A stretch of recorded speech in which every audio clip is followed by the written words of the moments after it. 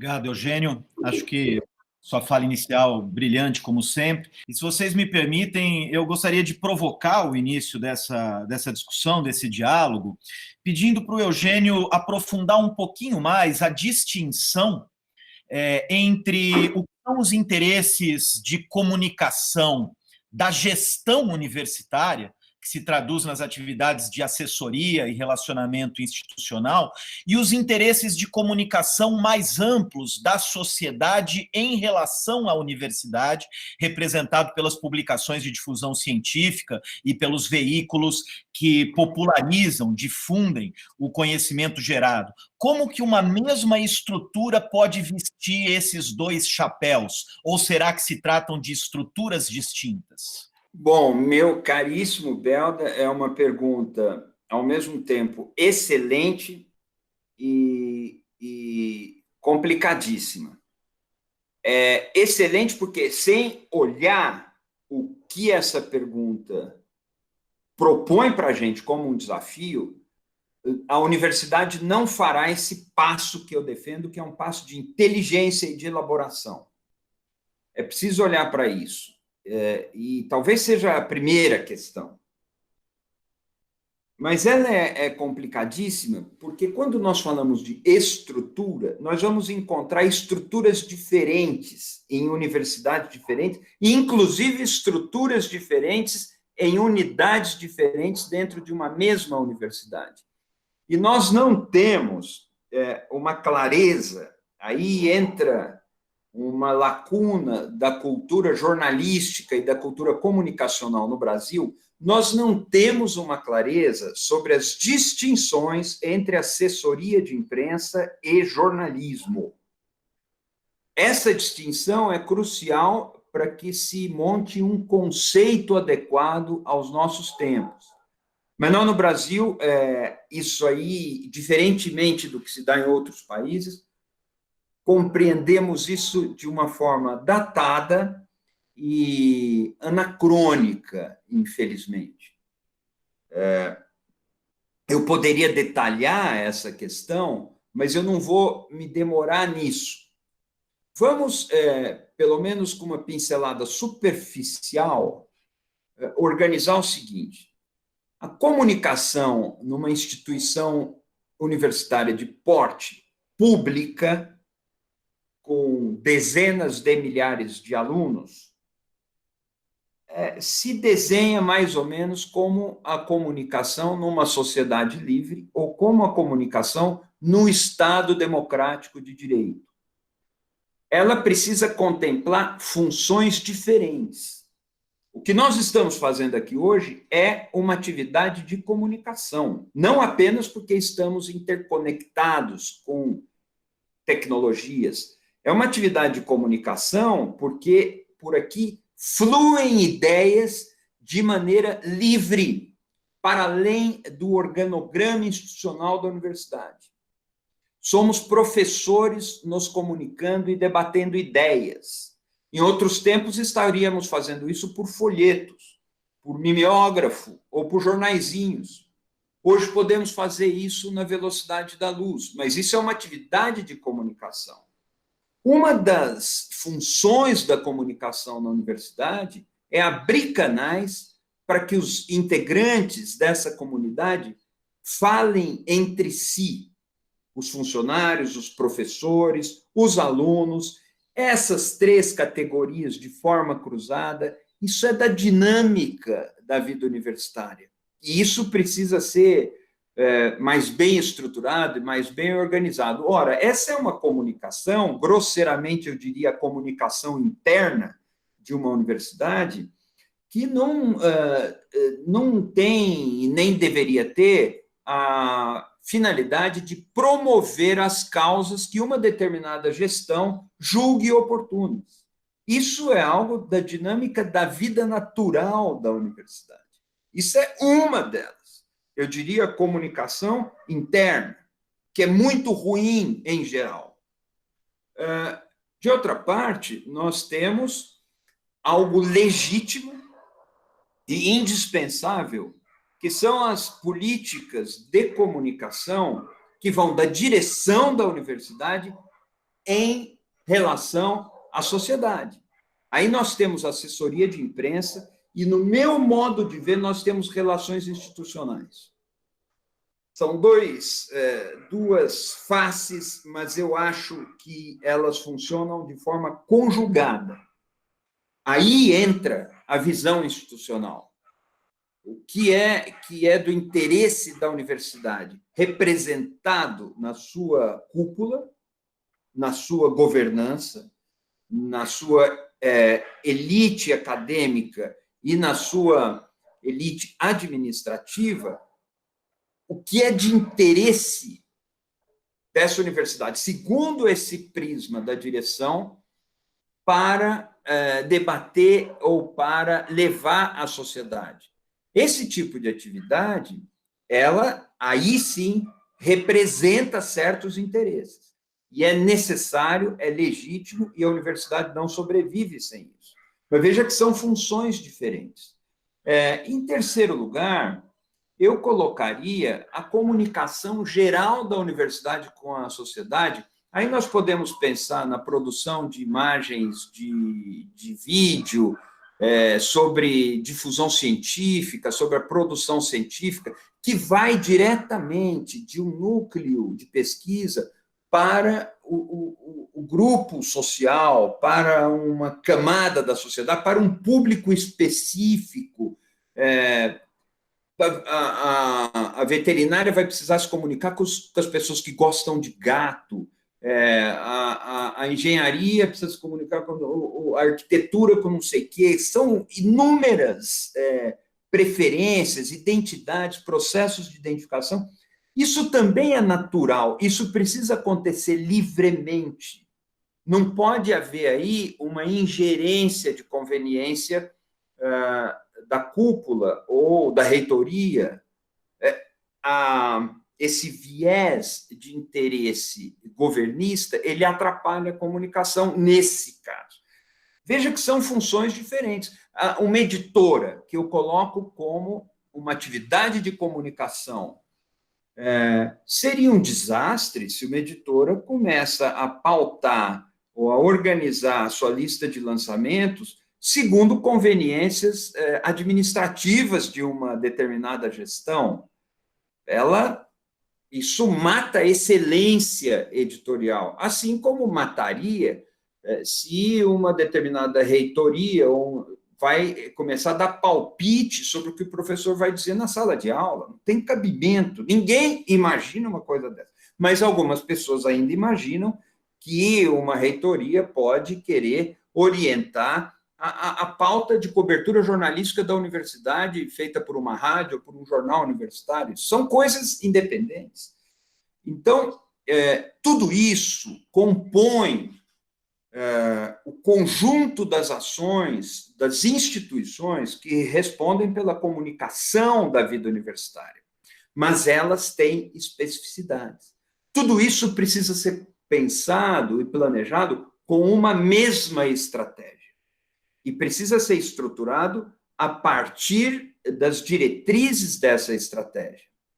Agora, são funções diferentes que precisam ser geridas de acordo com essas funções diferentes. O nosso grande problema geral no Brasil é a tentativa do dirigismo na comunicação, segundo interesses momentâneos de conveniências políticas. Isso vale na universidade? Vale, e é muito ruim. Mas isso a gente vê também em governos. A gente vê nas TVs públicas, como TV Cultura, TV Brasil. Isso acontece em inúmeras frentes da gestão pública no Brasil, e isso é um problema de incompreensão, é uma lacuna, é um atraso da nossa cultura política que redunda nisso.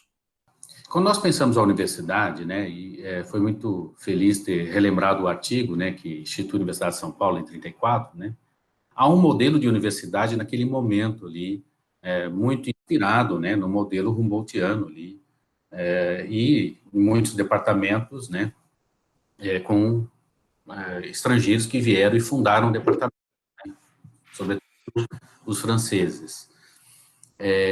E com essa universidade que se constitui ali, ela tem uma característica, né, que podemos discorrer aqui.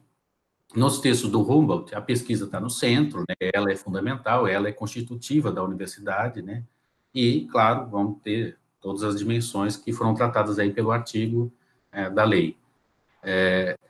Eu penso que a universidade hoje, eu queria ouvi-lo, talvez esteja se reconfigurando enquanto conceito de universidade. Não que a pesquisa não tenha sua importância, tem, ela é fundamental, né? Ela é imprescindível, é ela que define a universidade pública, a meu ver, mas não só.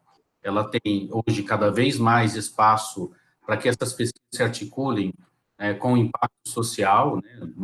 Os índices, por exemplo, de impacto de publicações agora são medidos por outros fatores, que não só o fator H ou outros fatores de impacto, né? Então, a minha pergunta é assim, ó, se muda a forma como compreendemos a universidade, está em mudança, nós não mudaríamos a comunicação no seguinte sentido: você tem uma identidade sendo construída, né, que é essa identidade que vai te dar valores, então, você tem uma percepção que a comunidade tem, portanto, a imagem também da universidade para a comunidade, e você tem a representação que você quer construir com relação à consolidação dessa imagem ao longo do tempo, né? Então, os desafios para a universidade são grandes porque talvez ela esteja sendo reconfigurada nesse momento, e aí ela tem que dar conta disso. Se ela não conseguir comunicar, né, não sei como ela vai sair desse problema da crise que o professor Belda tão bem apontou,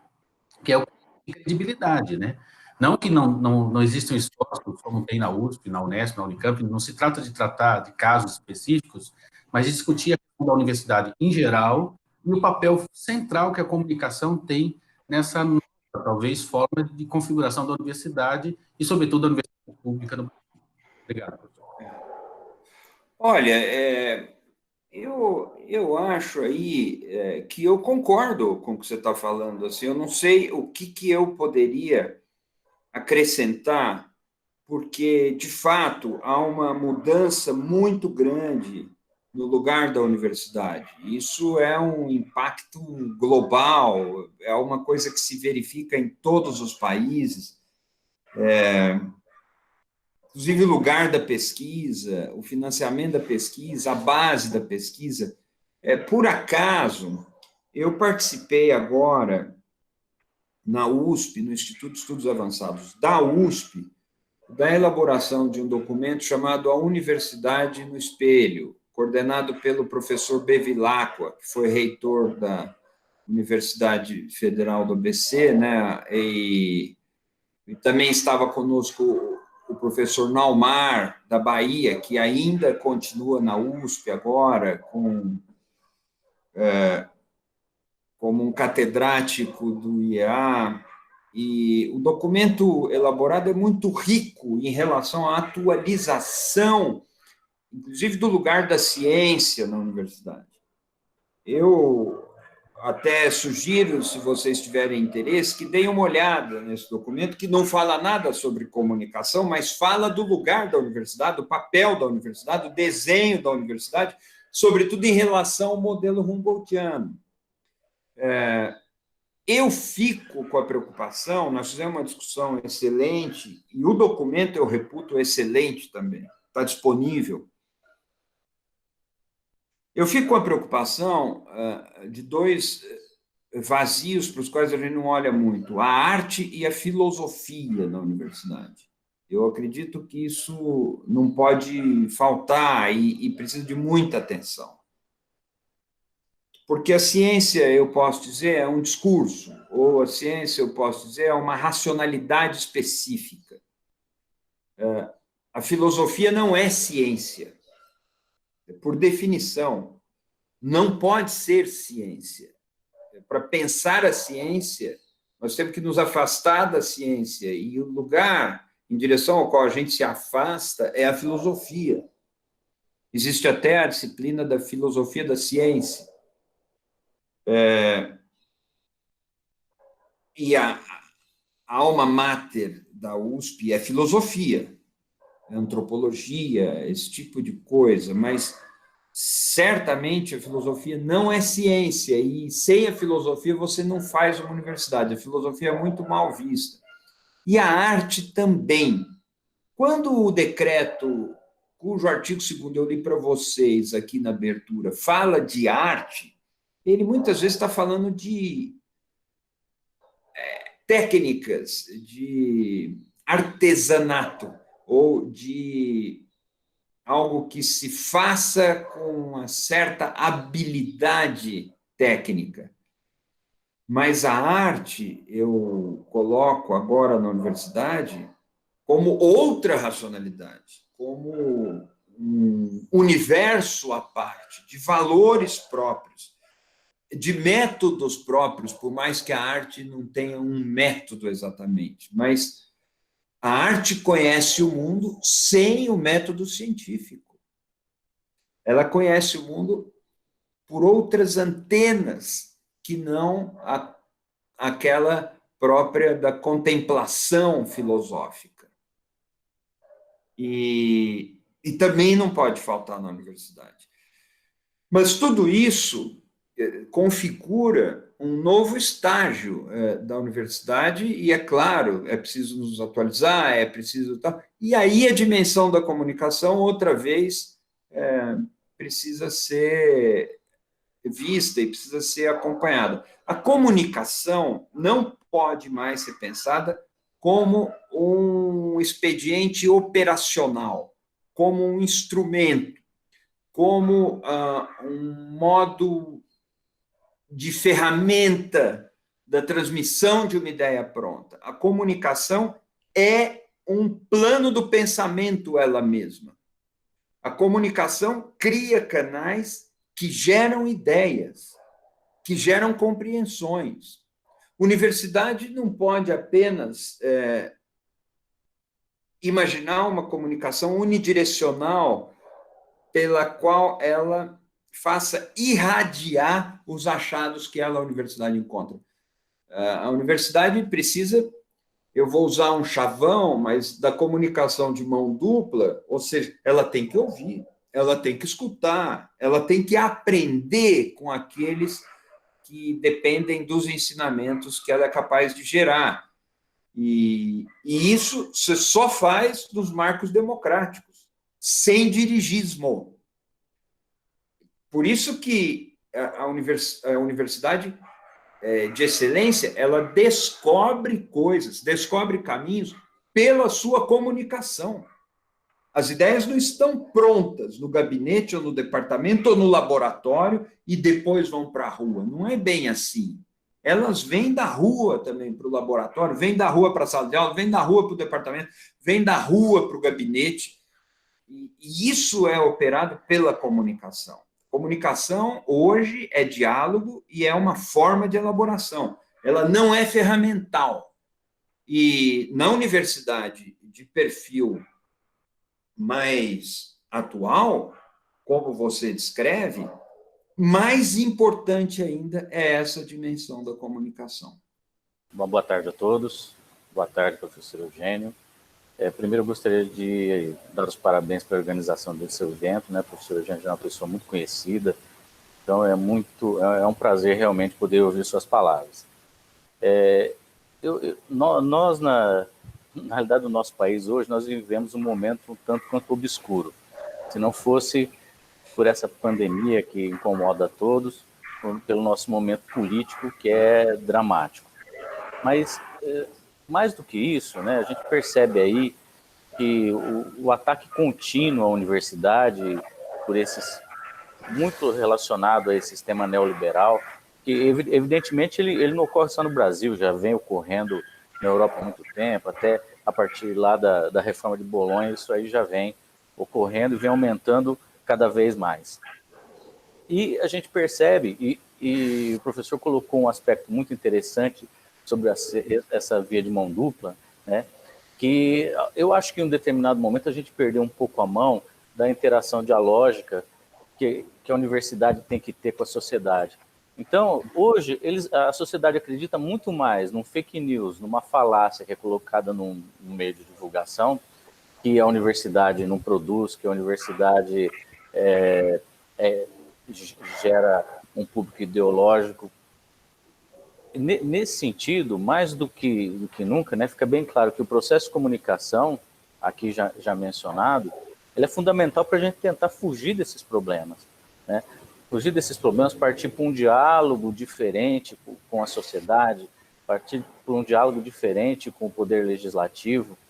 E até interessante, né, há algum tempo atrás a gente teve a oportunidade de realizar uma exposição na Assembleia Legislativa. E aí o que acontece? Depois de tudo organizado, depois de todo mundo ter elogiado, e aí vem um deputado e pede, olha, eu tenho uma comunidade que ela está precisando do apoio da universidade, e eu gostaria que vocês fossem lá. E aí você vai na assessoria jurídica da universidade, ela diz que você não pode fazer aquilo porque configura partidarismo, né? Isso é um tanto quanto frustrante, né, professor Eugênio? Eu gostaria de saber se o senhor comunga dessa ideia, né, que a gente peca muito, quer dizer, esse absurdo aí de achar que você não pode fazer isso, né, da universidade ser colocada dessa forma, e você fica recluso em um determinado local, né, você não consegue evoluir, e quando você chega nesse momento que você realmente pode mostrar o valor, pode atender uma comunidade, gerar alguma coisa de impacto, que você vai ter a comunicação funcionando muito bem, né, isso daí não pode ocorrer. Então, eu gostaria de saber a tua visão, né, desse cenário atual aí, e se realmente esse é o caminho, né, da gente mudar esse processo com a sociedade. Obrigado. Ora, eu que agradeço, Fulânia, a sua pergunta. Eu vou tentar contemplá-la em duas partes. Uma é o problema da desinformação, da fake news, tema no qual o nosso professor Belda é um dos maiores especialistas. E depois eu gostaria de tocar nessa dificuldade de dar agilidade e flexibilidade para as iniciativas da universidade, muitas vezes cerceadas por um cipoal burocrático irracional. Então, eu vou contemplar dessa maneira e espero atender um pouco da sua indagação. A questão das fake news e da indústria da desinformação vem abatendo os fundamentos do Estado Democrático de Direito e das sociedades livres em todos os lugares. É um fanatismo que assume o lugar de condutas racionais e que nos levam para regiões obscuras, ou mesmo obscurantistas. É uma grande inflexão regressiva que começa a acontecer, cujo alcance é difícil imaginar. Mas veja só, agora mesmo, né, pediu demissão o ministro da Saúde. Parece que no bojo de um embate entre as evidências científicas, ou no mínimo médicas, e uma causa, até aqui pouco explicada, assumida pela presidência da República, de que tem que dar cloroquina para as pessoas. E por quê? Qual o fundamento científico ou racional? Não existe isso aí. O argumento do presidente, já enunciado por ele mesmo, é que a gente não tem certeza de nada, mas se pode funcionar, vamos dar isso. Ele fala assim. Isso é anticientífico, isso é obscurantista, isso é irresponsável, porque não é assim que funciona. Nós tivemos um problema grave na USP, tempos atrás, quando eu estava na superintendência, porque foi alardeado que tinha uma pessoa numa dependência da USP sintetizado um troço que ficou chamado de pílula do câncer, que seria milagrosa, e não havia nenhuma evidência, não havia sequer condições de higiene no laboratório em questão para produzir coisas que pudessem ser ingeridas pelas pessoas, mas isso virou uma histeria, e o Congresso Nacional votou lá uma coisa qualquer para obrigar a distribuição da tal da pílula do câncer. Era fosfetanolamina, acho que era isso que chamava o negócio. E por trás dessa medida do Congresso estava o então deputado que hoje é o presidente da República. Aquilo era uma tremenda de uma mistificação, uma brincadeira com a fé pública, uma exploração quase criminosa das pessoas desesperadas atrás de uma cura. Evidentemente, caiu no vazio, mas, durante aquele período, a gente passava apertado. Outra vez era o fanatismo investindo contra a ciência. Portanto, era o fanatismo contra a universidade. Eu dei 2 exemplos, cloroquina e a fósforo, não sei o que lá, mas os exemplos são inúmeros. Tem a ver com aquecimento global, tem a ver com achar que a pandemia se originou de uma maracutaia do comunismo chinês, portanto, o vírus é comunista. E tudo isso é incrível, porque eu falando aqui assim, parece uma caricatura, mas tudo isso arrebata as multidões. E vão as multidões atrás desse tipo de coisa. Esse universo de crendices, de superstições misturadas com a indústria da desinformação, envolvendo fake news, é um universo muito hostil para a universidade. A universidade quase que não tem lugar aí. E quando tem lugar, é um lugar para ser útil para esse tipo de fanatismo, que é a morte da ciência, a morte da filosofia, a morte das artes, a morte de qualquer exercício dialético, da liberdade científica e, enfim, a morte de tudo aquilo que justifica a existência da universidade. Nós estamos navegando hoje num mar desse tipo, em que todas essas forças atiram para matar contra a universidade. É por isso que atiram para matar contra os livros. E a minha metáfora aqui não é casual. Nós estamos numa ordem de coisas no Brasil em que a circulação de armas de fogo e de munição tem muito mais estímulos do que a circulação de livros. É uma loucura. Os livros encontram cada vez mais dificuldade de circular. Seja censura direta, como às vezes sai no Ministério da Educação, seja dificuldade econômica de tipos variados.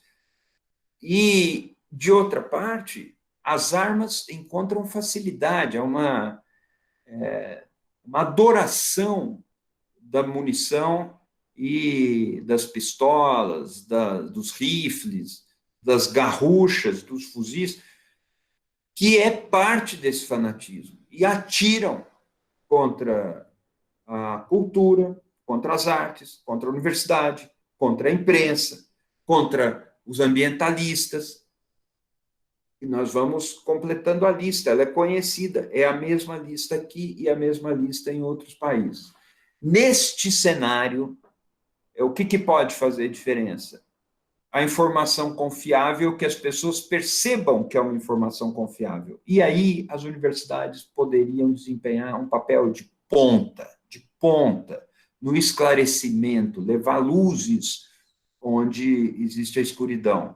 Um papel de ponta realmente, se nós assumíssemos essa bandeira e trabalhássemos com isso. Sobre as amarrações burocráticas, é preciso considerar, professor, que, às vezes, a burocracia pode ter razão. Às vezes, a ausência de critério público para eleger uma determinada comunidade para ser beneficiada de uma ação da universidade pode abrir um flanco pelo qual poderão dizer no futuro que, mesmo sem intenção, a universidade fez tal coisa só por clientelismo político. Isso seria um desastre. Mas, normalmente, as dificuldades burocráticas não têm razão. Normalmente, elas são apenas dificuldades burocráticas. E nós teríamos aí que também modernizar os padrões de gestão de recursos. Veja que isso aí abre campo, na minha opinião, muito perigoso, de abertura da cobrança de mensalidade na universidade pública. Existe um argumento a favor disso, um argumento que eu respeito, e aqui, pela primeira vez nesse encontro, eu dou uma opinião, uma escolha minha, na minha conduta. Eu acho que a cobrança de mensalidade não viria em boa hora se fosse adotada, mas ela se apresenta como uma resposta para a escassez de recursos na universidade. Eu respeito essa proposta porque ela se apresenta com embasamento racional, ela não é fanática, ela tem uma racionalidade, mas eu faço uma discussão de outro nível, e acho que nós podemos dialogar com esse argumento, mostrando que fazer isso agora é aceitar algo que seria visto como uma fraqueza da fórmula da universidade aberta, pública, e que oferece acesso gratuito para as pessoas. O enrijecimento da burocracia dificulta soluções nessa linha. Nós temos dificuldade de buscar recursos. É claro que os recursos públicos são finitos, todos nós sabemos disso, e veremos crises graves ainda no futuro próximo.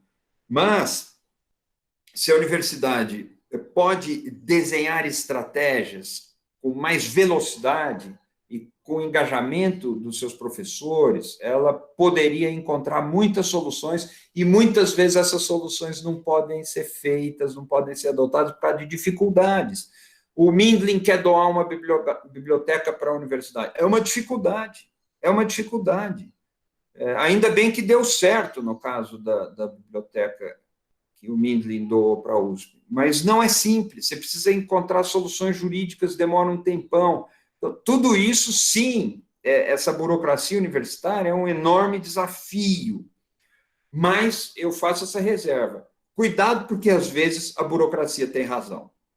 Eu queria aproveitar a oportunidade, pegando aqui o gancho das fake news e do diálogo que se estabelece entre jornalistas e pesquisadores, especialistas, no intuito de esclarecer algum tema científico que se projeta na pauta da imprensa, lembrando que esse diálogo entre jornalistas e cientistas nunca foi um diálogo tranquilo, um diálogo isento de conflitos, né? Muitas vezes o jornalista procura o pesquisador para uma entrevista um tanto ligeira, querendo praticamente uma aspas ou uma resolução rápida para que ele possa se livrar daquela pauta sem algum tipo de aprofundamento ou compreensão que garantisse uma comunicação mais profunda sobre os temas complexos da ciência.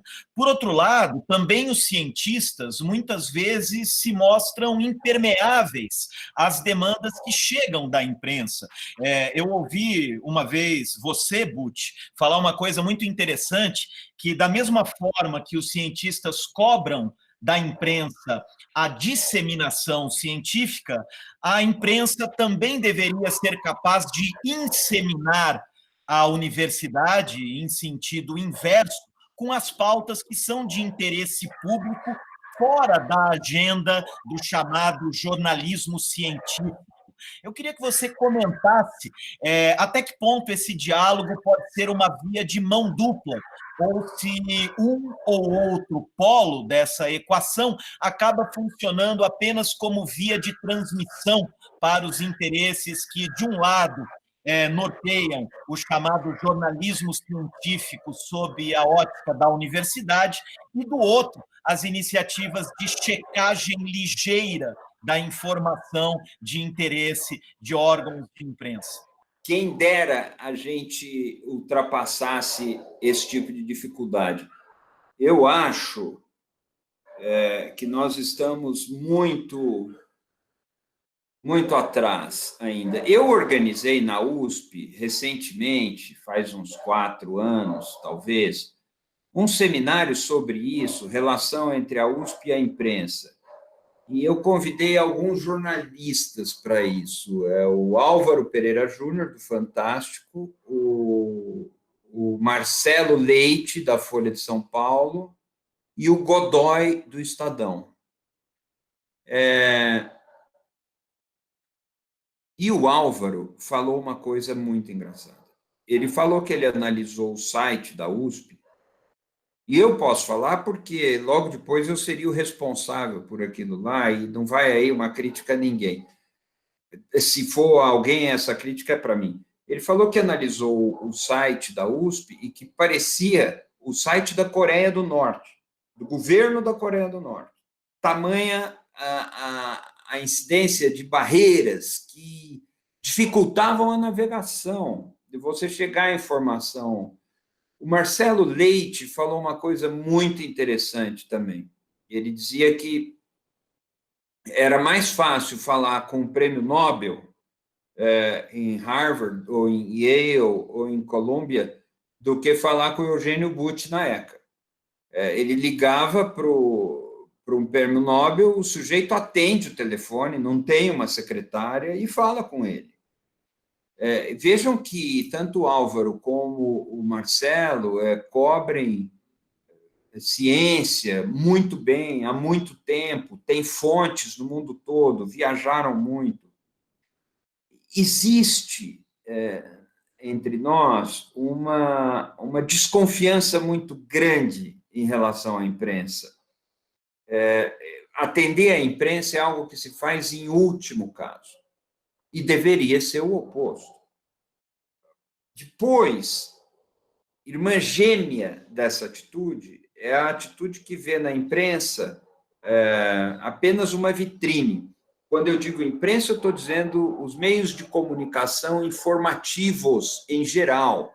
Pode ser um jornal, pode ser um site noticioso, pode ser, às vezes, um blog de um jornalista de muita repercussão, mas independente, pode ser um programa de TV, enfim, um programa de rádio, um serviço de posts, um serviço de blog, um serviço de podcast. Imprensa em geral, ela seria apenas uma vitrine para a gente ficar bem na foto. Então, é aquela história de a imprensa tem que publicar aquilo que vai ser conveniente para nós, ou aquilo que vai ser legal para nós, ou aquilo que vai melhorar a nossa imagem, o que vai nos deixar contentes e a gente vai dormir feliz e tal. Mas não é assim que a imprensa precisa ser, e nós temos uma incompreensão disso. Eu venho apontando isso em vários momentos da nossa conversa, porque é a mesma incompreensão que nos impede de ver que a assessoria de imprensa é uma coisa, o jornalismo é outra. A função do jornalismo é levantar problemas. O jornalismo é útil para a sociedade quando ele acende o sinal dizendo algo não está funcionando bem. E a gente acha que isso é bom para todos os setores, menos para o nosso. A imprensa é útil para a universidade quando ela aponta que tal unidade não está gastando bem o recurso. E falar com a imprensa deveria ser uma prioridade dos professores, dos diretores, dos chefes de departamento e dos reitores. A nossa compreensão de imprensa, no entanto, é muito ruim. Implantar qualquer serviço de transparência é uma luta. Quanto ganha um professor? Você precisa pular não sei quantos obstáculos para acabar chegando lá. Como é usado o orçamento? Está disponível, mas é difícil chegar até o dado. O dado não é amigável. O sistema de navegação não é amigável. Então, essa dificuldade de ordem cultural, que tem a ver com o repertório dos professores, o repertório da média dos professores, só seria resolvido com muito debate, com muita formação. Para a sua pergunta, Belda, a gente teria que dar uma resposta, sim, é preciso educar os professores. Veja que eu vou fazer um paralelo simples. Em qualquer empresa hoje, que as empresas acabaram descobrindo que ou elas têm um bom trânsito comunicacional, ou elas são acessíveis à imprensa, ou elas estão presentes nas diversas plataformas, ou elas fenecem, as empresas começaram a fazer treinamento, eu não gosto da palavra, dos seus executivos para o trato com a imprensa. Então, as pessoas fazem media training, que é uma coisa da moda, aprender a dar entrevista. Mas, de um jeito ou de outro, todos estão se atualizando e acordando para a realidade que precisam falar com a imprensa. E a gente tem essa enorme dificuldade. Como é que você vai fornecer a informação, muitas vezes, correta, mais clara, se os professores e os pesquisadores têm medo da imprensa, embarcam nessa coisa de que a imprensa é quase isso, né? Que a imprensa é impatriótica, que ficou na moda dizer. Agora já existe campanha contra jornalistas começam a apanhar na rua, e a universidade ainda demora para entender que o papel dela não apenas atender, como fortalecer a instituição da imprensa, meu Deus do céu, fortalecê-la, formando quadros, contribuindo e abrindo as portas para receber os jornalistas e para buscar os jornalistas. Porque fora disso, o que nós vamos ter é o pior dos mundos. É aquele que sonha com uma sociedade, é um sonho tanático, com uma sociedade em que não existe jornalista, só existe propaganda. Então, essa dificuldade ela é séria e é grave e ela precisa ser enfrentada. Ela se manifesta, de um lado, na ideia de que a imprensa é adversária, que ela joga para o inimigo, joga para a oposição. Eu já ouvi isso em governo, já ouvi isso em universidade, já ouvi isso em time de futebol, já ouvi isso em banco. É uma incompreensão, é uma falta de amadurecimento político da nossa cultura política. Então, de um lado é isso, achar que a imprensa é adversária, que ela está interessada em prejudicar a universidade, que o repórter vem fazer uma pergunta só porque o repórter trabalha para um jornal que quer instituir mensalidade na universidade pública. E que o repórter, portanto, é um instrumento adestrado de um interesse escuso. Não é assim que as coisas são. Esse é um lado do problema. O outro lado do problema é esperar que a imprensa exista para fazer propaganda daquilo que eu, dirigente, considero a melhor coisa para a minha biografia.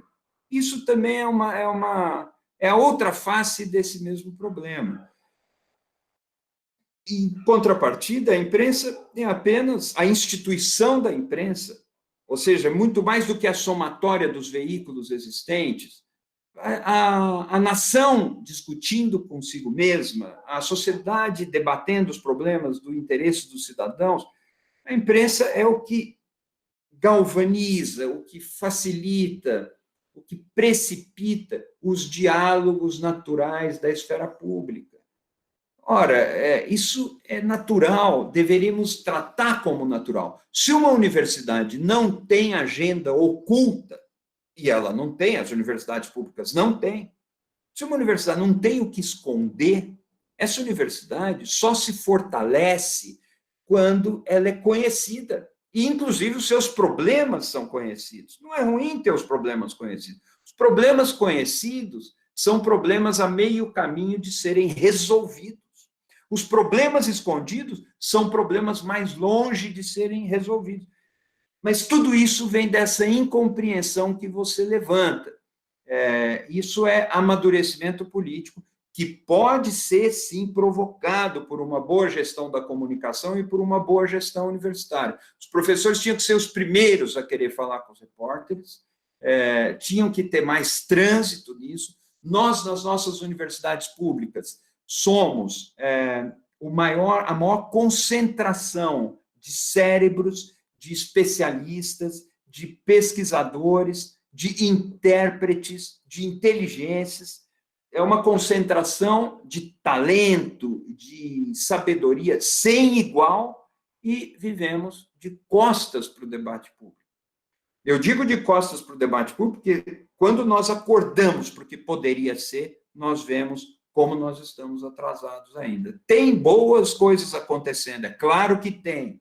Tem gente que vai com facilidade, debate com a opinião pública, tem laboratórios que mostram seus achados, e isso é destaque na pauta da imprensa cotidiana. Tudo isso é muito bom, mas poderia ser incomparavelmente melhor, e precisaria ser melhor. E nós temos tudo para que fosse melhor, e ainda não é.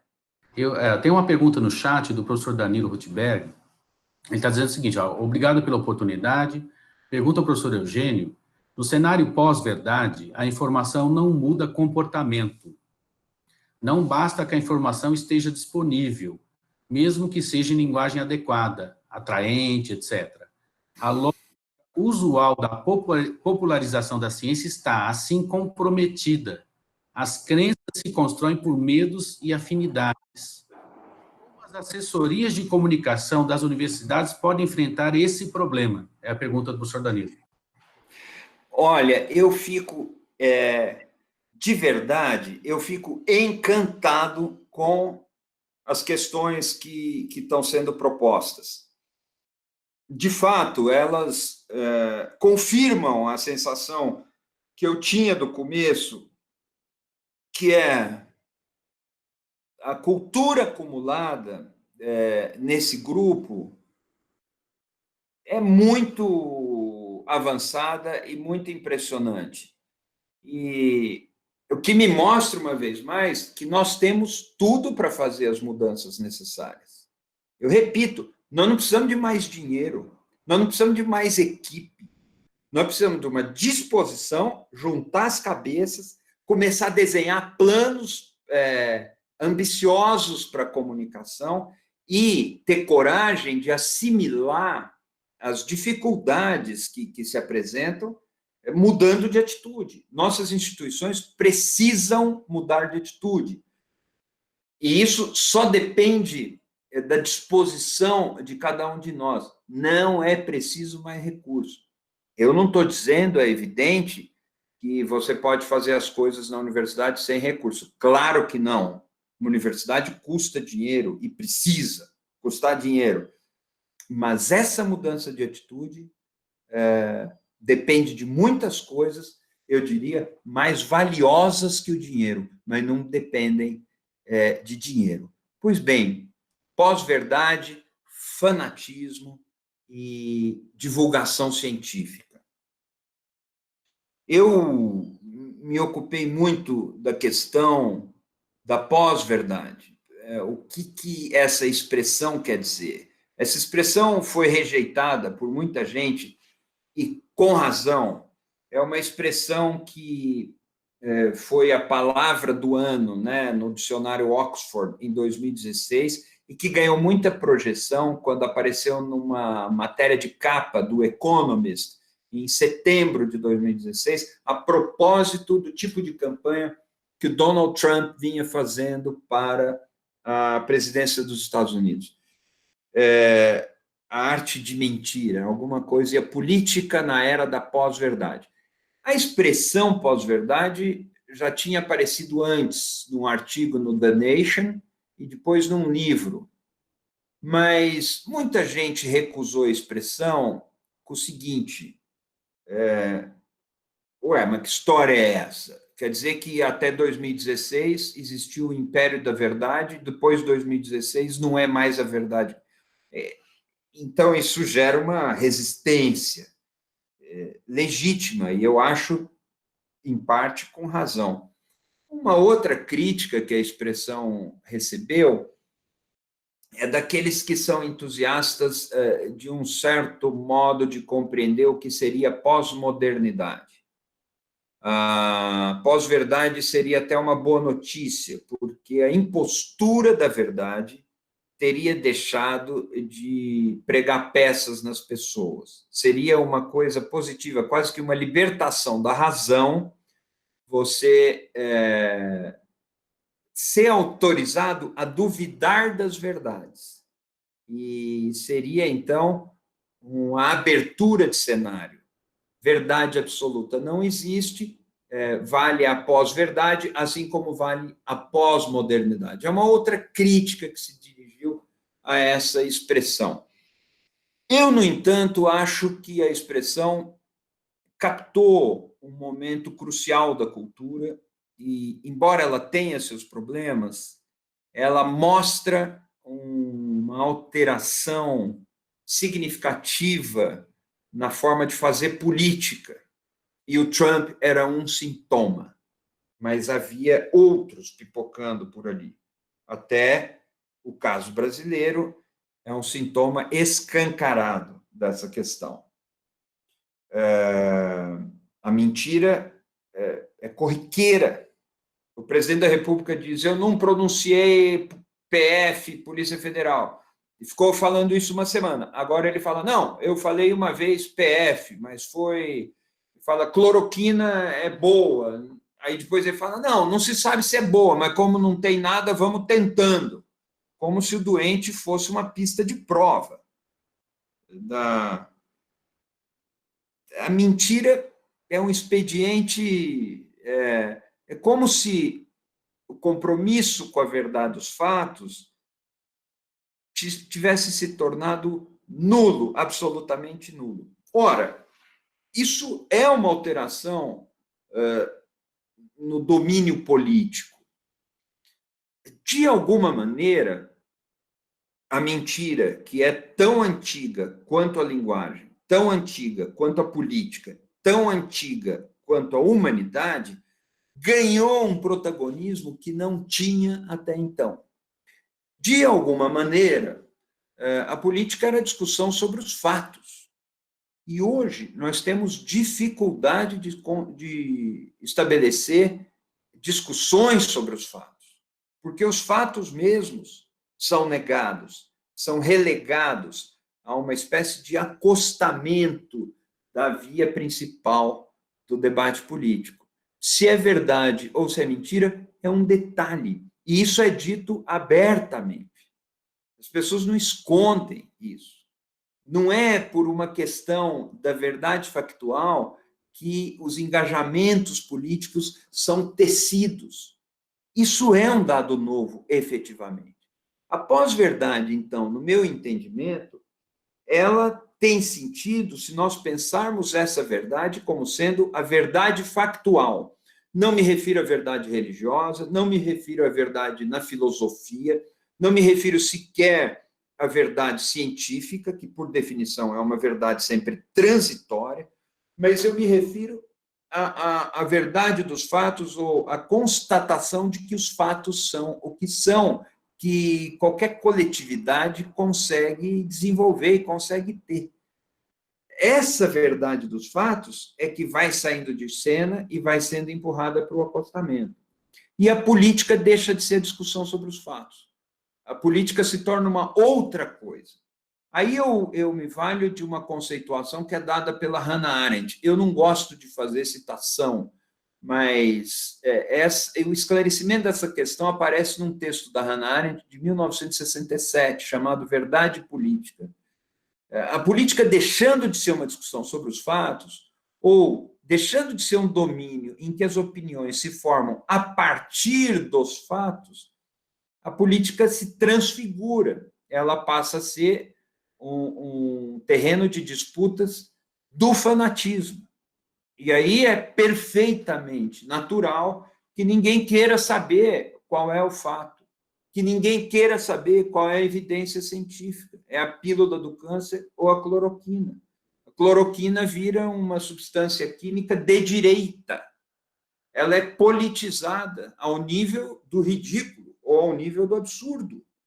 E aí que a pergunta é complicada. O que fazer nesse tempo? Os alinhamentos políticos, os votos, as adorações, as idolatrias, desprezam a verdade dos fatos. Nesse sentido, tem procedência a gente pensar em termos de pós-verdade. Pós-verdade significa pós-fato. Pós-fato significa pós-política. Pós-política vai significar pós-democracia. É tudo isso que está em jogo. A regra pela qual uma sociedade discute, a regra pela qual uma sociedade dissente e a regra pela qual uma sociedade chega aos seus acordos, ainda que efêmeros, está posta em questão. E o que vale é o fanatismo, o que vale não são mais os fatos. A universidade pode fazer o quê em relação a isso? Eu diria que ela pode seguir alertando, seguir pesquisando, seguir fazendo o que ela faz, mas de diferencial, ela pode se comunicar. A crise da verdade factual tem a ver com uma crise de uma comunicação baseada na razão. A universidade é um dos melhores pontos históricos a partir do qual uma comunicação baseada na razão pode se estruturar. E a universidade poderia ser uma contribuição de um valor incalculável para impedir essa ordem de manipulação que se estabeleceu com a aliança entre as tecnologias da indústria da desinformação e o fanatismo de extrema-direita antidemocrático, antiliberal, antissolidariedade, que vem triunfando e a gente não sabe até onde vai seguir. É por aí que eu encaminharia essa questão. É uma questão difícil, mas eu acho que posta nessa equação, a gente vislumbra certas saídas. Eu sei aqui que eu não toquei no ponto da atratividade do discurso, tudo isso, mas esses elementos da questão, eles são acessórios à forma principal da equação que eu procurei apresentar. Bem, Eugênio, eu acho que você tocou num tema, eu acho que central aí da discussão atual, em especial, sobre essa situação que nós vivemos, né, quase que encapsulado no discurso de extrema-direita. Não é uma contradição, portanto, que esse discurso encontre guarida numa instituição de ensino? Não é uma grande contradição? É claro que é uma contradição. É preciso ver, no entanto, Juarez, qual a coloração e a filiação, quais os matizes implicados na maneira pela qual esse tipo de discurso ou de valores entram na universidade. Mas, sim, é uma contradição que, às vezes, me parece inacreditável que uma vertente de tudo aquilo que quer negar a ciência, no que a ciência justamente tem de positivo, tudo aquilo que quer negar a filosofia, taxando a filosofia de perda de tempo, tudo aquilo que quer negar a arte, acusando a arte de ser uma ameaça aos valores da família brasileira, etc., entra na universidade. Como isso pode acontecer? Eu fiz um trabalho, um livro, que o nome é Existe Democracia Sem Verdade Factual? Uma pergunta.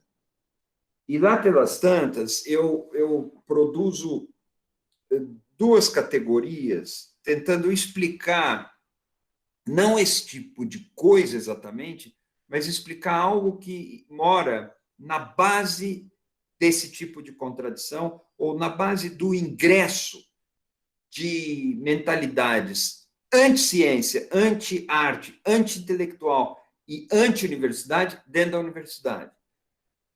São duas formas de perda de contato com aquilo que seriam os fatos. Uma eu chamo de apagões de real, que são mecanismos que passam pelas mediações da tecnologia e que tendem a substituir as coisas e os seres por cifras e por números. É uma tecnocracia de segunda potência, mais do que eram os tecnocratas nos anos 70. É uma tecnocracia de adoração religiosa dos dados. O que conta são os dados.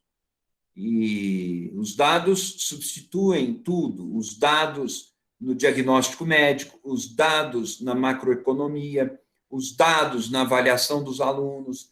Nós perdemos o tato do real.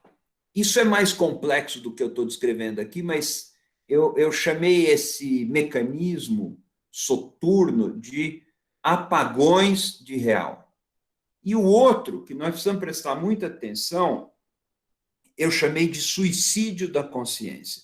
O suicídio da consciência tem a ver com a renúncia do sujeito ao seu próprio juízo de fato e o seu juízo de valor.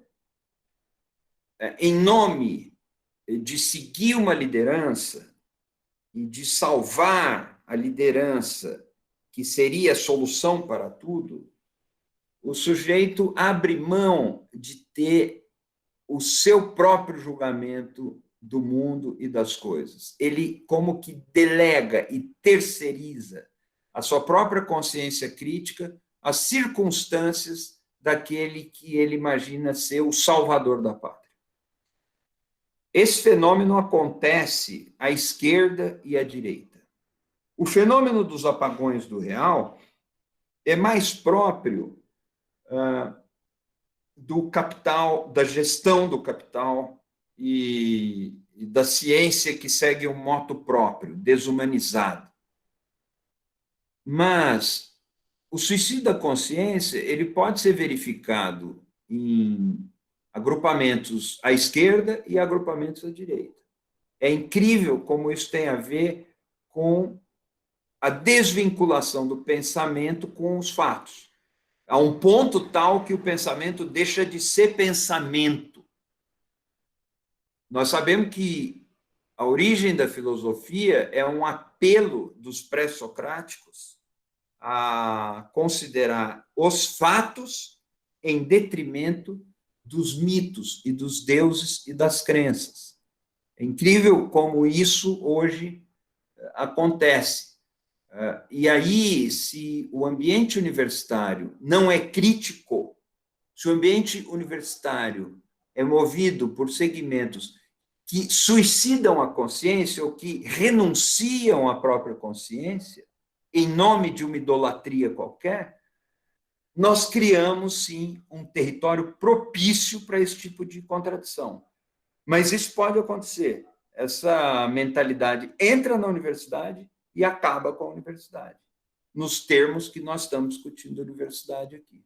E ela vira uma repartição de formação de mão de obra rápida, trabalhando para necessidades de gente que pensa fora da universidade, ou que imagina que pensa fora da universidade, que, na verdade, é a estratégia automática do capital. E aí não há, de fato, muita esperança. A gente fica chocado quando vê esse tipo de contradição na universidade, mas esse tipo de contradição tem acontecido cada vez mais. Gostaria de agradecer, professor Eugênio, pela brilhante exposição aí, muito consistente e importante para discutir a universidade nesse momento e o papel que a comunicação tem, muito bem destacado. Não é um papel operacional, mas é um constitutivo da universidade e tem que achar o seu caminho aí. E queria, desde já, propor que pudéssemos construir também uma rede interna de comunicação das universidades, nas estaduais paulistas, federais, né? Eu acho que isso era necessário no Brasil mesmo, porque sem isso, né, cada um vai produzindo um conteúdo, vai trabalhando de forma isolada, quando a rede fortalece todos, né, que trabalham, às vezes, isolados, né? Então, muito obrigado, professor. Até a próxima, então. Muito obrigado. Eu que agradeço. Saudações a todos vocês. Saibam que vocês têm um colega do lado de cá, sempre aberto a conversar, a discutir e a aprender com vocês, viu? E eu também me somo, eu já vi mensagens aqui de saudação a essa ideia de rede, eu acho muito importante, e é por aí que a gente oxigena a comunicação e a produção de ideias na universidade. Muito bom.